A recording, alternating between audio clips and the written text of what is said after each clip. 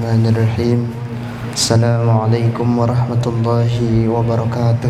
Waalaikumsalam. Innal hamdalillah nahmaduhu wa nasta'inuhu wa nastaghfiruh wa na'udzu billahi min shururi anfusina wa min sayyiati a'malina.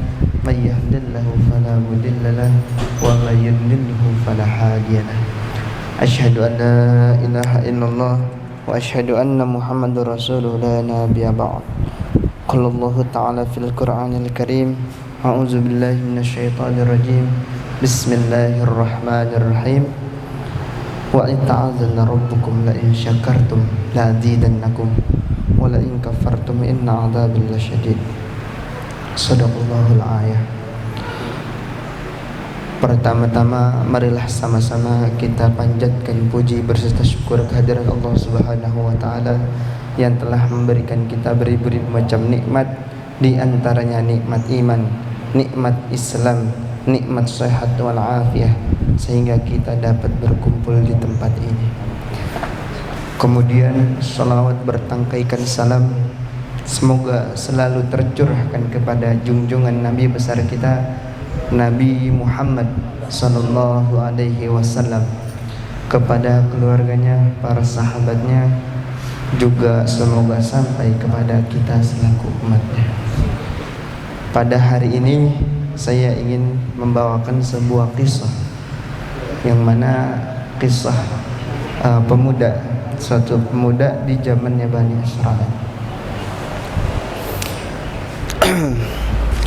Ada satu pemuda pada masa Bani Israil. Pemuda ini adalah seorang yang miskin,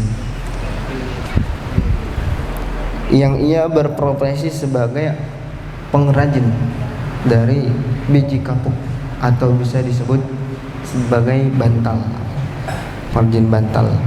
Yang mana yang ia dapatkan itu setiap harinya hanya 1 dirham. Hanya 1 dirham. Yang mana 1 dirham yang ia dapatkan itu setengah untuk disedekahkan, yang setengah lagi untuk makan dan membeli atau buat modal beli biji kapuk lagi buat besok jualan. Namun pada hari ketika itu adalah ada yang sangat menggegerkan. Ada suatu peristiwa orang yang berkelahi di pasar. Ini orang berkelahi, hampir sempat pengen bunuh-bunuhan. Gara-garanya ada seseorang antara penjual dan pembeli ini. Intinya si pembeli ini punya dagangan, dibeli tapi kagak dibayar. Akhirnya begitu, dengan gencarnya kasus tersebut ini pengen bunuh-bunuhan. Nah, si pemuda ini datang dengan uang yang dia bawa sebesar 1 dirham. Sudahlah, hentikan pertikaian ini. Setelah diselidiki demikian, ternyata karena dia mau, ada yang kesel ya, pedagang, dia beli barang tapi nggak mau dibayar. Akhirnya ditanya berapa jumlah biayanya. Ketika itu dia bilang 1 dirham. Ya udah, kalau gitu saya aja ada yang bayar. Padahal itu bukan orang yang dia kenal, sanak saudara, kenal aja enggak gitu. Tapi dia bayar itu 1 dirham. Padahal duitnya cuma itu-itunya. Otomatis kalau misalkan dia berikan itu kepada dia buat ngebayarin itu tadi, dia nggak bisa jualan buat besok dan nggak bisa makan. Ya udah, tapi ini kan kalau menurut dia ya, daripada nyawa yang hilang karena 1 dirham ini dia kasih. Akhirnya dia pulang, sampai di rumah ditanya sama istrinya, apa-apa nih? Nggak bawa biji kapuk, nggak bawa makanan, uang nggak bawa. Namun ketika dijelaskan oleh seorang pemuda tersebut, istrinya ini istri yang soleh. Oh, jadi kamu menyelamatkan nyawa orang. Oh, syukurlah, alhamdulillah. Terus bagaimana untuk kita makan gitu? Ternyata di lantai-lantainya itu masih ada bekas-bekas biji kapuk yang berjatuhan atau yang tersisa.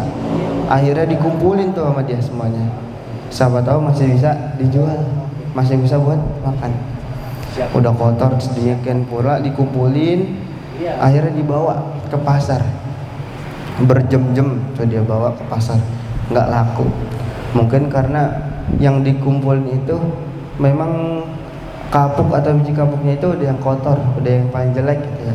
Jadi jarang orang yang mau beli. Setelah berjam-jam dia di pasar nggak ada yang beli, akhirnya dia pulang. Setelah dari pasar itu, tatkala mau pulang dia ketemu sama tukang ikan. Nah, yang dimana tukang itu ikan itu juga sama.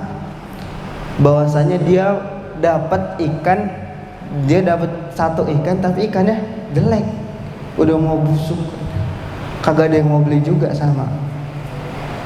Akhirnya kata si pemuda tersebut, kata tukang kapuk, wahai tuan, bolehkah aku membeli ikan ini dengan kapuk saya ini? Siapa tahu kapuk ini bisa engkau jual kembali dan saya bisa mengambil ikan tersebut untuk dimakan, untuk saya bawa pulang. Kebetulan saya juga tidak mendapatkan harta hari ini. Dengan kondisi ikan yang sedikit lagi mau busuk atau entah apalah ya, sehingga si tukang tadi juga nggak mau dia makannya. Oh ya udah kalau gitu silakan deh ente bawa pulang. Nah, aneh ambil nih kapuk, harus jual tuh. Air, kode ini. Es terus. Kopi kayaknya ini. Kopi pink.